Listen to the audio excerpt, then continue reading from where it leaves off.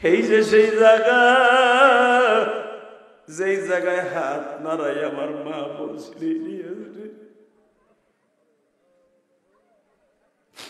তুই মাদ্রাসায় যাস না বিদায় তোর আব্বা আমারে আজকে অনেক মায়ের গুলে মারছে।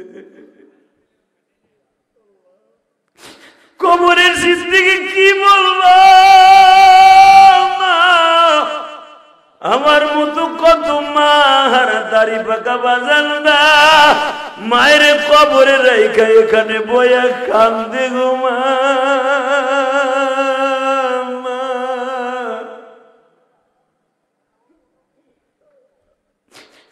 দুনিয়ায় আমেরিকায় 1 মিনিটের মধ্যে খবর নিতে পারি মা, সৌদি আরবে ভাই ব্রাদারের কাছে 30 সেকেন্ডে খবর লইতে পারি মা। তুমি আমার ঘরের কোনায় শুয়ে আছো, আজও পর্যন্ত বলতে পারি না মা তুমি কবরে কেমন আছো।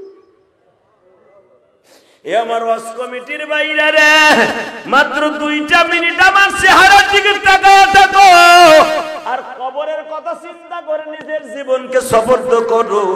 আমার মা আমারে ওই নদীর পারে দাঁড়ায় বলছিল, ইলিয়াস রে তুই মাদ্রাসায় যাস না, 3 মাস হয়ে গেল তোর আব্বা আমারে প্রতিদিন মারে, মারতে মারতে দেখ আজকে কত জায়গায় আমারে কালো করে ফেলছে। তোর জন্য আমি প্রতিদিন তোর বাবার হাতের মায়ের খাই, কিন্তু তোর আব্বার হাতে আর মায়ের খাবো না, তোর হাতেরও বকা শুনবো না। আমি তোরে রাইখা এমন দেশে চলে যাবো আর কোনোদিন ফিরে আসবো না। আমার গাজীপুর কালীগঞ্জের ভাইরা রে, ইলিয়াসুর রহমান জিহাদি, এই যে তোমরা দেখবা, এই যে গত শুক্রবার যে ওয়াজটা করছি রাজেন্দ্রপুরে, একটা যুবক পাগলের মতো দৌড়াইয়া তার বাপরে বুকের মধ্যে জড়াই ধরে কাঁদছে। জানো এই যুবকটা তার বাবার সাথে 8 বছর কথা কয় না। ওয়াজের পরের দিন আমি শুনতে পাইলাম এই ওয়াজটা কিন্তু কঠিন ভাইরাল হয়েছে, দেখে দিও। এই রাজেন্দ্রপুরের যুবকটা 8 বছর বাবার সাথে কথা কয় না। ওয়াজ শুনিয়া যখন ওর ভিতরে আল্লাহ বুঝ দিছে, পাগলের মতো দৌড়ে বাপরে বুকের মধ্যে নিয়ে কান্দে আর কয়, আব্বা তুমি আমারে মাফ করে দাও।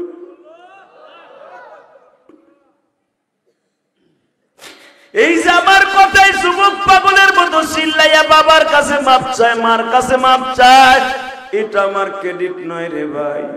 অনেকে আমার ফেসবুকে সমালোচনা করো, তোমরা তো জানো না ইলিয়াসুর রহমান জিহাদির সমালোচনা করা যাবে। আমি সমালোচনার পাত্র বাবা, আমার মতো গুনাহগার এই জমিনে একজনও নাই।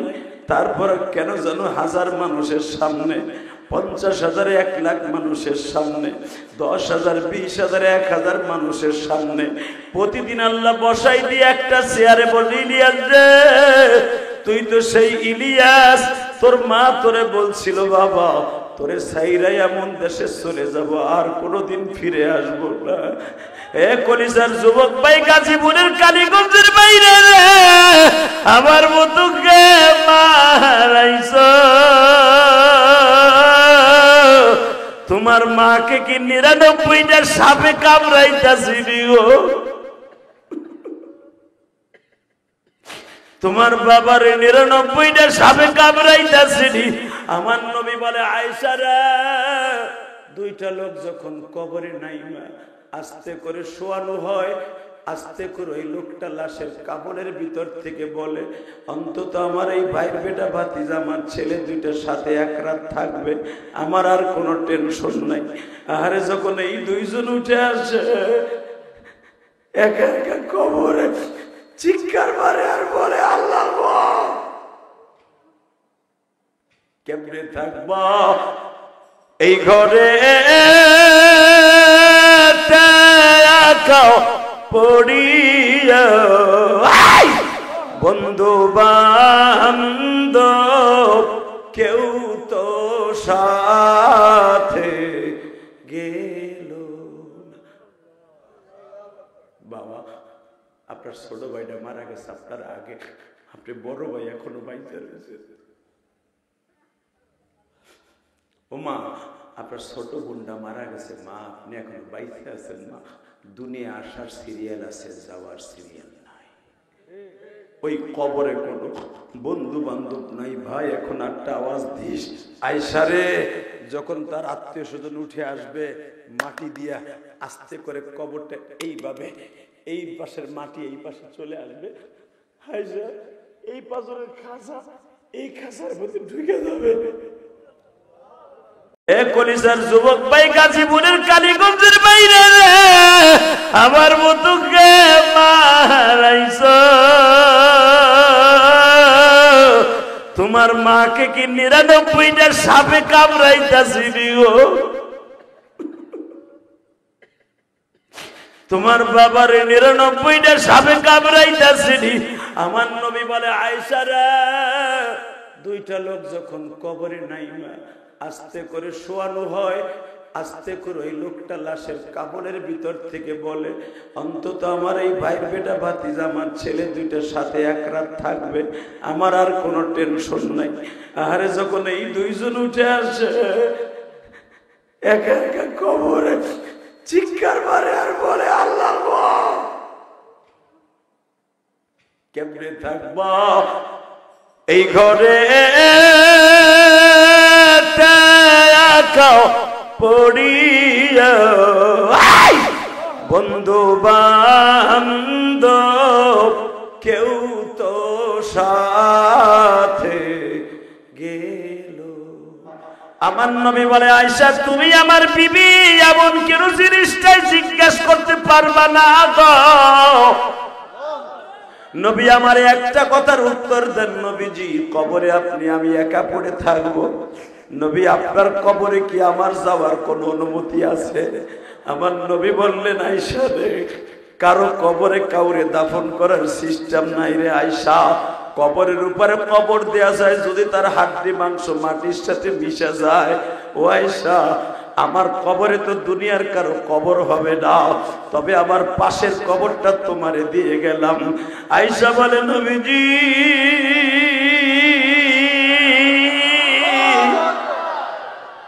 তাহলে আপনি আমার সাথে একটা ওয়াদা দেন গো নবী, কবরে যাইয়া কি আমি আপনার জড়াই ধরে একটা চুমা দিতে পারবো নি? আয়েশা রে, কবরে যাইয়া কেউ রে কেউ আদর করার সিস্টেম নাই রে আয়েশা। ও আয়েশা, তবে শুনিয়া নাও রে আয়েশা, স্বামীও যদি নেককার হয়, বিবিও যদি নেককার হয় গো, কবরে যাইবার পরে দুইজনের সাক্ষাৎ হয়ে যাবে রে আয়েশা।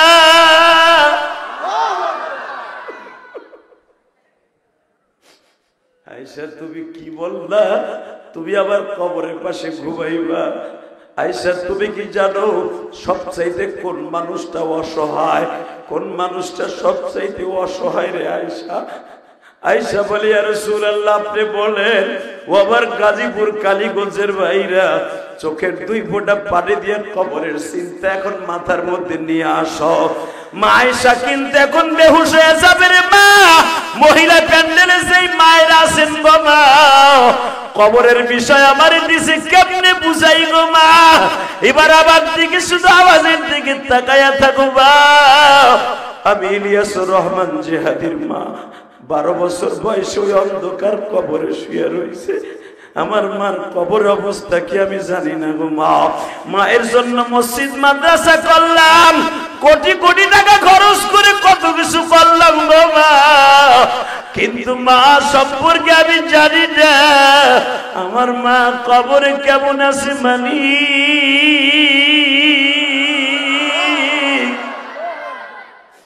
আজকে মাহফিলে আসার আগে মাকাম মেম্বার আমারে বলে, হুজুর আপনি যখন আজ থেকে 11 বছর আগে আসছিলেন, আমার আব্বা আপনার সাথে কত কথা কইছে। আমার আব্বা আবার বাবার আব্বারে বলতো, এই হুজুরটা মায়ের কষ্ট বুক নিয়ে ওয়াজ করে।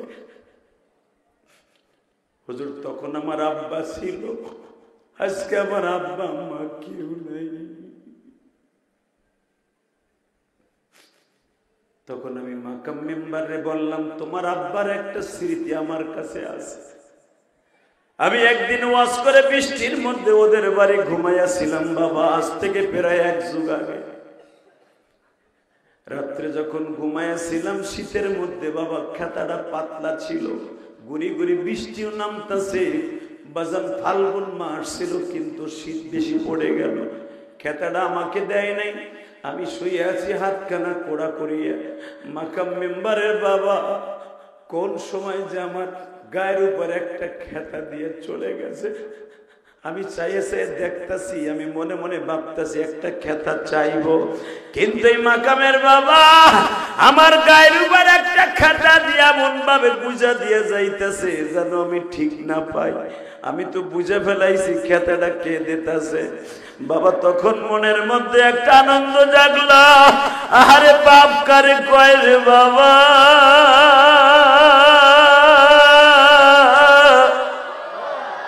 আমার বাড়ি গোপালগঞ্জ, তার বাড়ি গাজীপুর কালীগঞ্জ। হয়তো রাত 1-2টার সময় তার মনে পড়ে গেছে যে হাজি আমার বাড়ি ঘুমাইছে, তার গায়ের মধ্যে মনে হয় খাতা নাই, না মাকামের মা পাঠাইছে তাও আমি জানি না। বাবা খাতাটা যখন দিয়ে দিল আমার খুব প্রশান্তি লাভ করলাম। আজকে যখন মাহফিলে আসতেছিলাম ওই কথাটা বারবার মনে করতেছিলাম গো। ও বাবা দুনিয়া থাকার জায়গা নয়। আজকে মাকাম মেম্বারে বাবা দুনিয়ায় নাই, মাকামের ভাতিজা আমার বাড়িতে যাইয়া দাওয়াত দিয়ে আসছে। আমি তখন বলছিলাম কালীগঞ্জ কোন দাওয়াতে না গেলে তোর দাওয়াতে যাবা।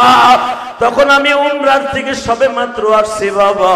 এই যে আমার মাথায় যে চুল দেখতেছো এটা কিন্তু আমার উমরার চুল। কে হবে সঙ্গে তোমার মরণে, কে হবে সঙ্গে তোমার কবরে।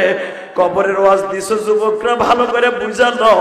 দেখ তোদের পরিবর্তন আসে কিনা।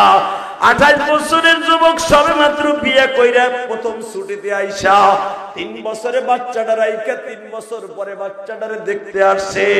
অ্যাম্বুলেন্সের আওয়াজ হইতাছে গো,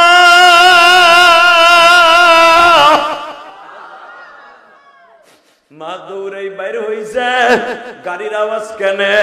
ফজরের টাইমে ড্রাইভার জিজ্ঞেস করতেছে আব্দুল মালিকদের বাড়ি কোনটা? এই তো আব্দুল মালিকের বাড়ি 2টা বাড়ির পরেই, কিন্তু গাড়ি তো যাবে না, হেঁটে যেতে হবে কেন? বলে আব্দুল মালিকের লাশ। হে আমার কলিজার যুবক রে, কুড়িগ্রাম যাওয়ার পথে, এই তো গত 1 বছর আগের ঘটনা। যুবক ভাইরে বগুড়া এবং সিরাজগঞ্জ রোডের মাঝখানে বালিবাহী ট্রাকের সাথে এমন জোরে চাপা দিছে, লাস্টে একবারে খন্ড বিখন্ড হয়ে গেছে বাবা। পোস্টমর্টম শেষ করিয়া সাথে যারা আনতে গেছিল এদের মধ্যে 2 জন বাইসা ছিল। এরা লাশটা লইয়া যখন অ্যাম্বুলেন্সে করে রওনা দিছে, বাবা জিজ্ঞেস করতে পারেন টেলিফোন কি ছিল না? মনে মনে ভাবছে যদি মার কাছে আগের থেকে টেলিফোন দেয় মা বেহুশ হয়ে যাবে রে। মা জনম দুঃখিনী,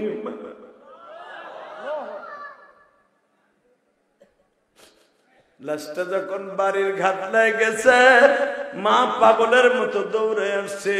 আমার আব্দুল মালিক আইছে, আসছে, পিছনের জাপটা খুলে দিছে, দেখে পুরো বাক্সতে রক্ত, গাড়িতে রক্ত। রক্ত কেন? রক্তের ডালা খুলে দেখে আব্দুল মালিকের গাল নাক দিয়ে এখনো রক্ত পড়ে।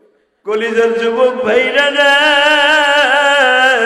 5টা মিনিট আমার দিকে তাকায়া থাকো।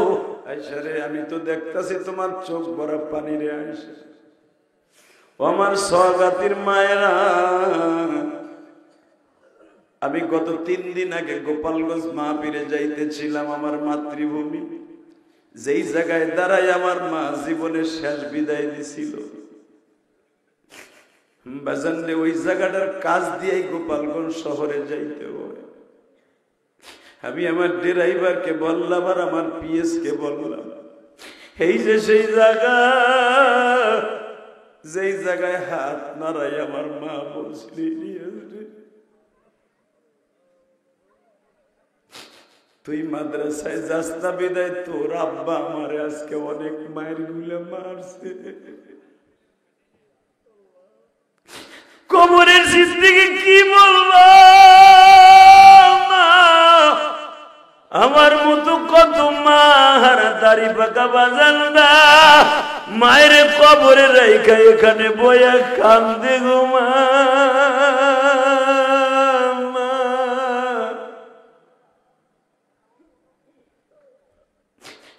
দুনিয়ায় আমেরিকায় 1 মিনিটের মধ্যে খবর নিতে পারি মা, সৌদি আরবে ভাই ব্রাদারের কাছে 30 সেকেন্ডে খবর লইতে পারি মা। তুমি আমার ঘরের কোনায় শুয়ে আছো, আজও পর্যন্ত বলতে পারি না মা তুমি কবরে কেমন আছো। এ আমার ওয়াজ কমিটির বাইরে রে, মাত্র 2টা মিনিট আমার চেহারার দিকে তাকায় থাকো আর কবরের কথা চিন্তা করে নিজের জীবনকে সফর্দ করো। আমার মা আমারে ওই নদীর পারে দাঁড়ায় বলছিল, ইলিয়াস রে তুই মাদ্রাসায় যাস না, 3 মাস হয়ে গেল তোর আব্বা আমারে প্রতিদিন মারে, মারতে মারতে দেখ আজকে কত জায়গায় আমারে কালো করে ফেলছে। তোর জন্য আমি প্রতিদিন তোর বাবার হাতের মায়ের খাই, কিন্তু তোর আব্বার হাতে আর মায়ের খাবো না, তোর হাতেরও বকা শুনবো না। আমি তোরে রাইখা এমন দেশে চলে যাবো আর কোনোদিন ফিরে আসবো না। আমার গাজীপুর কালীগঞ্জের ভাইরা রে, ইলিয়াসুর রহমান জিহাদি, এই যে তোমরা দেখবা, এই যে গত শুক্রবার যে ওয়াজটা করছি রাজেন্দ্রপুরে, একটা যুবক পাগলের মতো দৌড়াইয়া তার বাপরে বুকের মধ্যে জড়াই ধরে কাঁদছে। জানো এই যুবকটা তার বাবার সাথে 8 বছর কথা কয় না।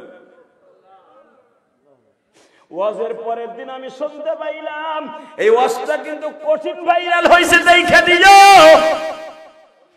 এই রাজেন্দ্রপুরের যুবকটা 8 বছর বাবার সাথে কথা কয় না। ওয়াজ শুনিয়া যখন ওর ভিতরে আল্লাহ বুঝ দিছে, পাগলের মতো দৌড়িয়ে বাপরে বুকের মধ্যে নিয়ে কান্দে আর কয়, আব্বা তুমি আমারে মাফ করে দাও।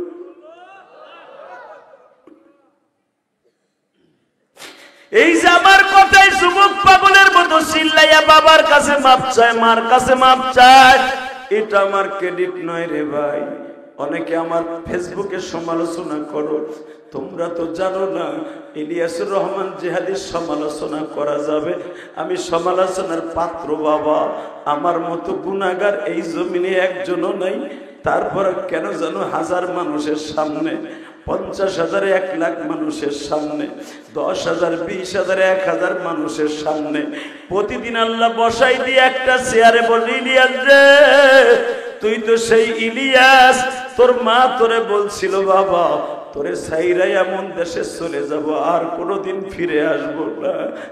এক বিবিদের ঘরে 2.5 মাস বাজার নাই গো বাবা,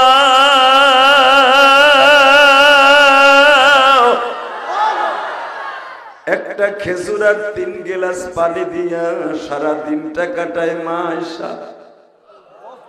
ভাবতে পারেন ছাগলের দুধ কোথায় পাইল গো? মা আয়েশা জানতেন আমার কলিজার নবী আজকে আমার ঘরে আসবে। আয়েশা তার বাবার বাড়ি চলিয়া যাইতেন, মা ঘরে কিছু আসেনি। আয়েশার চেহারার দিকে তাকায় উম্মে আয়েশা আবু বকরের বিবি উম্মে আব্দুল্লাহ বলে, মা রে শ্বশুর জামাই তো একই কাজে নিয়ে যেত, শ্বশুরের ঘরেও বাজার নাই, জামার ঘরেও বাজার নাই, তবে মা আমি একটু 1 পেয়ালা দুধ রেখে দিছি, লয়ে যাইতে পারোস। এখানে যদি আমার মেয়ে হইতো আর আমার বউ হইতো, এই বিএনপির নেতার মেয়ে আর বউ হইতো, সঙ্গে সঙ্গে নেতারে বলতো তুমি কি মিলন রে কইয়া মিলন সাহেব রে বইলা পরে একটা শাল্টিং দিতে পারো না। বান্দা তাকায়া দেখরে ছোট্ট একটা সামিয়ানা টানাইছোর ওয়াজের জন্য, 150 বাস লাগাইছোর, আবার কতগুলা রশি দিয়া বান্ধন দিছোর, মাঝখানে আবার পেলা লাগাইছোর। বান্দা এত বড় আসমান বানাইছি, আল্লাযী খালাকা 7 সামাওয়াতিন তিবাকা বিগাইরি আমাদিন তারাউনা। আমি এত বড় আসমানে কোনো খুঁটি লাগাই নাই, কোনো ছাদ নাই রে বান্দা। বান্দা 2 দিনের ক্ষমতা পাই আমি মালিকরে ভুলে গেলি, হালাকে সারা পৃথিবী আমার হাতের মুঠোর মধ্যে। বাজান এবার আমার দিকে তাকাবেন আর চোখের পানি ফেলবেন। মাসিয়া করতেন বাবা কবরের নিচের চিন্তা, ফেরাউন করতেন কবরের উপরের চিন্তা। দুইজনের রাজনীতি দুই দিকে গো বাবা।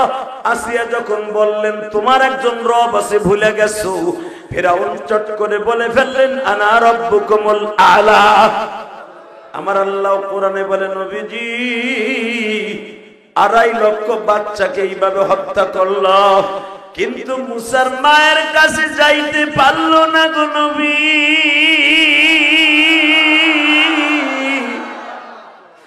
মুসার মায়ের পেট যখন আল্ট্রাসোনোগ্রাম করতে গেছে, দেখে মুসার মায়ের পেটে কোনো বাচ্চা নাই। কিন্তু তখন মুসা 5 মাসের পেটে, আমি মালিক যদি চাই গো নবী রাতারাতির ভিতরে ক্ষমতা কাইরা লইলা, রাতারাতির ভিতরে ক্ষমতা তুইলা দেই। আয়েশার চেহারার দিকে তাকায় উম্মে আয়েশা আবু বকরের বিবি উম্মে আব্দুল্লাহ বলে মা রে, শ্বশুর জামাই তো একই কাজে নিয়ে যেত, শ্বশুরের ঘরেও বাজার নাই, জামার ঘরেও বাজার নাই, তবে মা আমি একটু 1 পেয়ালা দুধ রেখে দিছি, লয়ে যাইতে পারোস। এখানে যদি আমার মেয়ে হইতো আর আমার বউ হইতো, এই বিএনপির নেতার মেয়ে আর বউ হইতো, সঙ্গে সঙ্গে নেতারে বলতো তুমি কি মিলন রে কইয়া মিলন সাহেব রে বইলা পরে একটা শাল্টিং দিতে পারো না? কথা কন না কেন? শাশুড়ি বলতেছে মা শ্বশুর যে অভাবী, জামাই অভাবী, আমার কাছে 1 পেয়ালা দুধ আছে লয়ে যা। এইবার কানবেন, আমি দেখবো আমার নবীর প্রেম কয়জনের আছে। বলে আপনি আমার সাথে একটা ওয়াদা দেন গো নবী, কবরে যাইয়া কি আমি আপনার জড়াই ধরে একটা চুমা দিতে পারবো নি? আয়েশা রে, কবরে যাইয়া কেউ রে কেউ আদর করার সিস্টেম নাই রে আয়েশা। ও আয়েশা তবে শুনিয়া দাও রে আয়েশা, স্বামীও যদি নিক্কার হয়, বিবিও যদি নিক্কার হয় গো, কবরে যাইবার পরে দুইজনের সাক্ষাৎ হয়ে যাবে রে আয়েশা।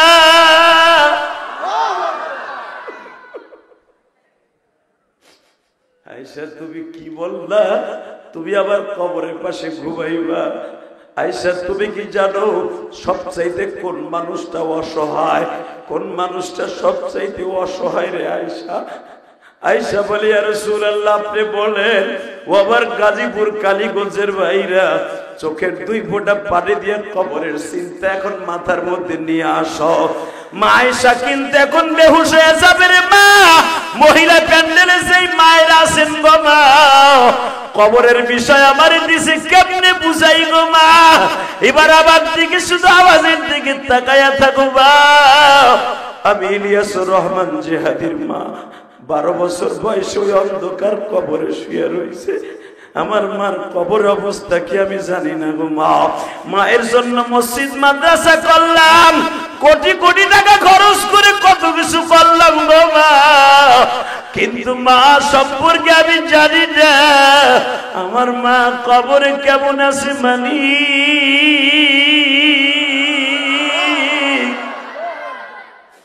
আজকে মাহফিলে আসার আগে মাকাম মেম্বার আমারে বলে হুজুর আপনি যখন আজ থেকে 11 বছর আগে আসছিলেন, আমার আব্বা আপনার সাথে কত কথা কইছে। আমার আব্বা আবার বাবার আব্বারে বলতো এই হুজুরটা মায়ের কষ্ট বুক নিয়ে ওয়াজ করে। হুজুর তখন আমার আব্বা ছিল, আজকে আমার আব্বা আম্মা কেউ নাই। তখন আমি মাকাম মেম্বারে বললাম তোমার আব্বার একটা স্মৃতি আমার কাছে আছে। আমি একদিন ওয়াজ করে বৃষ্টির মধ্যে ওদের বাড়ি ঘুমাইয়াছিলাম বাবা, আজ থেকে প্রায় 1 যুগ আগে। রাত্রে যখন ঘুমাইয়াছিলাম শীতের মধ্যে বাবা, খেতাটা পাতলা ছিল, গুড়ি গুড়ি বৃষ্টিও নামতেছে। বাজান ফাল্গুন মাস ছিল কিন্তু শীত বেশি পড়ে গেল। খেতাটা আমাকে দেয় নাই। আমি শুয়ে আছি হাতখানা কোড়া করিয়ে। মাকাম মেম্বারের বাবা কোন সময় যে আমার গায়ের উপর একটা খেতা দিয়ে চলে গেছে। আমি চাইছে দেখতাছি, আমি মনে মনে ভাবতাছি একটা খেতা চাইবো, কিন্তু এই মাকামের বাবা আমার গায়ের উপর একটা খেতা দিয়ে এমন ভাবে বুঝা দিয়ে যাইতেছে যেন আমি ঠিক না পাই। আমি তো বুঝে ফেলাইছি খেতাটা কে দিতেছে। বাবা তখন মনের মধ্যে একটা আনন্দ জাগলো, আরে বাপ কারে কয় রে বাবা,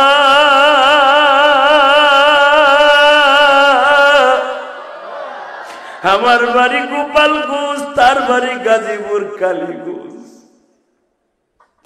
হয়তো রাত 1-2টার সময় তার মনে পড়ে গেছে যে হাজি আমার বাড়ি ঘুমাইছে, তার গায়ের মধ্যে মনে হয় খাতা নাই, না মাকামের মা পাঠাইছে তাও আমি জানি না। বাবা খাতাটা যখন দিয়ে দিল আমার খুব প্রশান্তি লাভ করলাম। আজকে যখন মাহফিলে আসতেছিলাম ওই কথাটা বারবার মনে করতেছিলাম গো। ও বাবা দুনিয়া থাকার জায়গা নয়। আজকে মাকাম মেম্বারে বাবা দুনিয়ায় নাই, মাকামের ভাতিজা আমার বাড়িতে যাইয়া দাওয়াত দিয়ে আসছে। আমি তখন বলছিলাম কালীগঞ্জ কোন দাওয়াতে না গেলে তোর দাওয়াতে যাবা।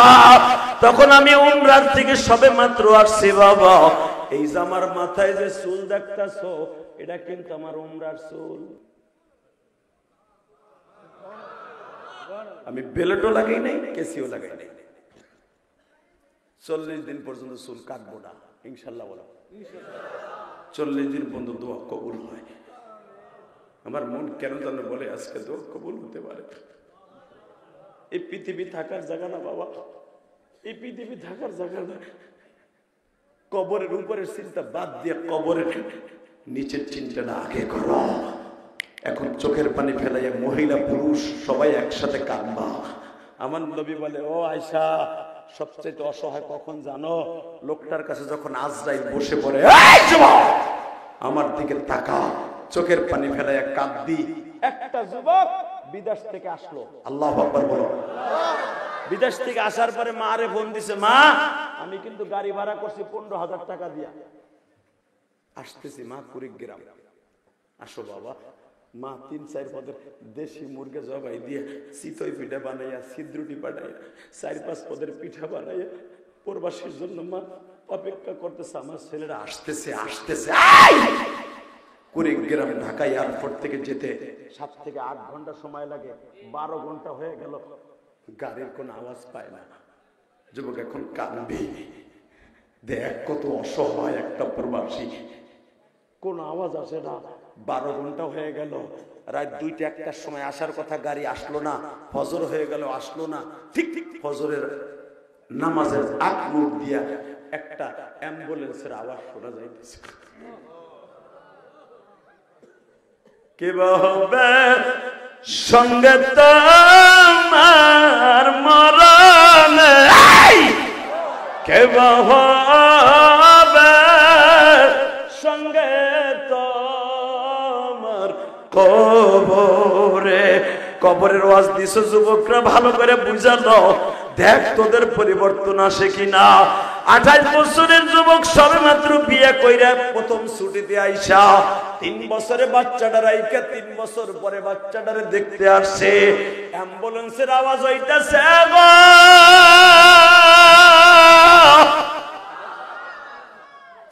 মা দৌড়াই বাইরে হইছে, গাড়ির আওয়াজ কেনে? ফজরের টাইমে ড্রাইভার জিজ্ঞেস করতেছে আব্দুল মালিকদের বাড়ি কোনটা? এই তো আব্দুল মালিকের বাড়ি 2টা বাড়ির পরেই, কিন্তু গাড়ি তো যাবে না, হেঁটে যেতে হবে। কেন? বলে আব্দুল মালিকের লাশ। হে আমার কলিজার যুবক রে,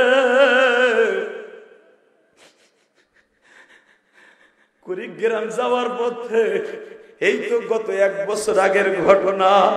যুবক ভাইরে বগুড়া এবং সিরাজগঞ্জ রোডের মাঝখানে বালিবাহী ট্রাকের সাথে এমন জোরে চাপা দিছে, লাস্টে একবারে খন্ড বিখন্ড হয়ে গেছে বাবা।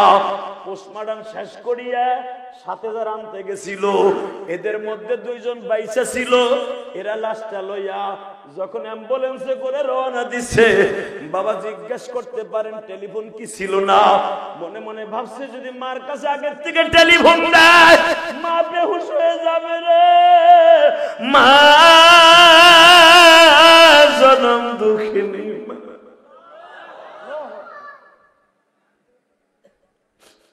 লাশটা যখন বাড়ির ঘাটলায় গেছে, মা পাগলের মতো দৌড়ে আসছে।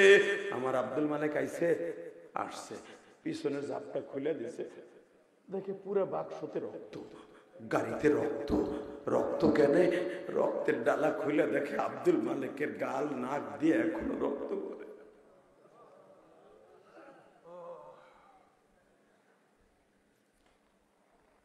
কলিজার ভাই, এ হলো তোমার আমার জিন্দেগি, ঠিক না বেটি? জোরে কর। এই ছেলেটা যখন অ্যাক্সিডেন্ট করে মারা যায়, তার মনের মধ্যে কত কষ্ট ছিল। অবাজান, আপনিও যাবেন, আমিও যাব। এইভাবে লাশটা যখন উপরে রাখে, আমার নবী আয়েশারে বলতেছে, আয়েশা আজকে তুমি তো কইছো যে ঘরে বাজার নাই, কেমনে চলো? ওরে আয়েশা, দেখো কবরওয়ালার অবস্থা কি। যখন উপরে রাখে রে আয়েশা, 2 জন যখন কবরে নামে, নাইমে তার মাঝখানে একটা গামছা দিয়া, তবে একটা কাপড় দিয়া 2 জন উপরের থেকে ধরে আর 2 জন মাথা ধরে নিচে নামায়। এই লোকটা মনে করছে সবাই না গেল এই 2 জন যাবে। আয়েশা রে, আমি তো দেখতাছি তোমার চোখ ভরা পানি রে আয়েশা। ও আমার সওগাতির মায়েরা, আমি গত 3 দিন আগে গোপালগঞ্জ মাহফিলে যাইতেছিলাম, আমার মাতৃভূমি, যেই জায়গায় দাঁড়াই আমার মা জীবনের শেষ বিদায় দিছিল। বাজানরে, ওই জায়গাটার কাজ দিয়ে গোপালগঞ্জ শহরে যাইতে হয়। আমি আমার ড্রাইভারকে বললাম আর আমার পিএস কে বললাম, ফেরেশতা হারুন আর রশিদরে ধাক্কা দিয়ে ফেলাই দিয়ে কয়, মৃত্যুর পরে আর তোর বউ থাকে না। হে হারুন, তোর বিবি জান্নাতের ঘর কেনছে গতকালকা বাহলুলের কাছ থেকে। জুবাইদারে জান্নাতের ঘরে লয়ে যাইতেছি আমরা ফেরেশতারা। আমার কলিজার টুকরা কালিয়া করে গাজীপুরের ভাইরা, আজকে 10ই নভেম্বর মৌলারে 2025 সালে দেখায় দাও। 10ই নভেম্বর আমার আল্লাহরে বুঝাইয়া কও, আল্লাহ দুনিয়ায় বহুত পাপ করে ফেলছি, মনে কেন জানো বারবার সাক্ষ্য দিচ্ছে বেশি দিন আর বাইসা থাকবো না, বাসার কোন সিস্টেম নাই রে মালিক।